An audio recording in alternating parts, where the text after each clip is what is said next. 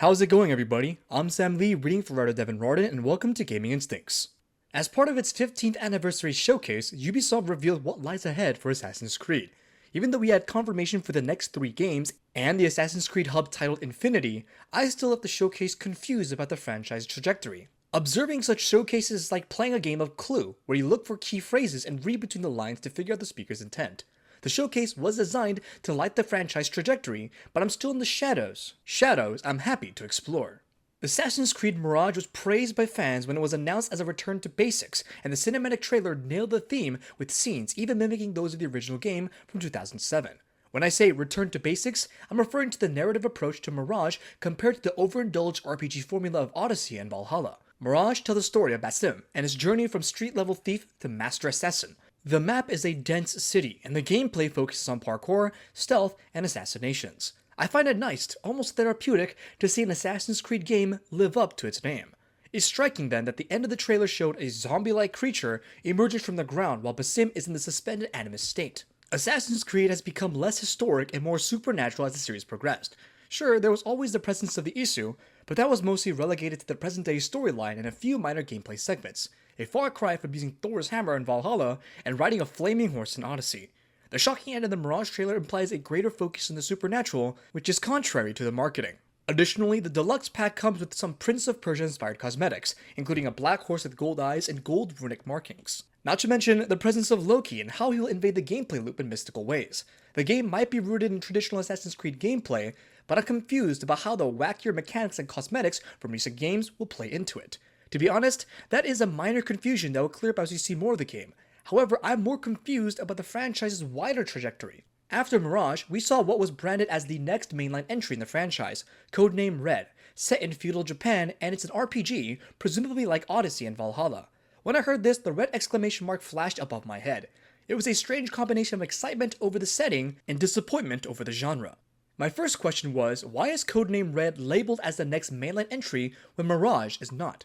Suddenly, Mirage was downplayed as a smaller title to appease the older nostalgic fans. I also couldn't help but wonder what genre Assassin's Creed games will embrace going forward. We have a narrative-driven game, followed by a massive open-world RPG, followed by codename Hexe, a game set during the witch hunt trials of an unknown genre. Will Assassin's Creed embrace the massive RPG formula with Mirage being a standalone experiment? Or will each game explore different game genres? Who knows? Maybe Hexe will be a survival horror game. I don't want to deny my excitement for these upcoming games. The concept of fulfilling your shinobi fantasy in a historically accurate feudal Japan is like a dream come true. However, I wish the showcase was more specific about Assassin's Creed identity as it moves forward. My best guess is that Assassin's Creed Mirage is a one-and-done homage, while the overarching series will continue trudging along the RPG route. Besides, Assassin's Creed Valhalla was the franchise's highest-earning game to date. I don't see Ubisoft reverting when its new approach has proven widely successful. Unfortunately, that's my best guess and all we can do. The showcase was unclear and we're left to fill in the blanks. I'm already confused and we haven't even talked about Infinity, another wrinkle to the shadowy future of Assassin's Creed. The explanation of Infinity wasn't anything new and it didn't clear up anything. It will be a hub for Assassin's Creed content, working as the player's very own animus. I would be lying if I told you I knew exactly what Infinity is based on that explanation. Luckily, Mark Alexis Cote, head of Assassin's Creed, cleared up things with a Eurogame interview. Infinity will launch along codename Red, however you can still buy the physical edition of the game.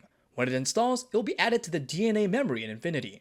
It looks like all of your Assassin's Creed games will be located in Infinity, much like a folder you've labeled Assassin's Creed in a console's UI. Reading between those lines, it looks like Infinity will not be a paid subscription, but simply a hub that holds all your Assassin's Creed games. As I'm typing this, I'm unsure if it's 100% accurate, but that's because we're inferring from one interview without any visual representation. Information like this shouldn't be revealed offhandedly through a third-party interview. Instead, it should be front and center at the showcase to avoid confusion and false reporting.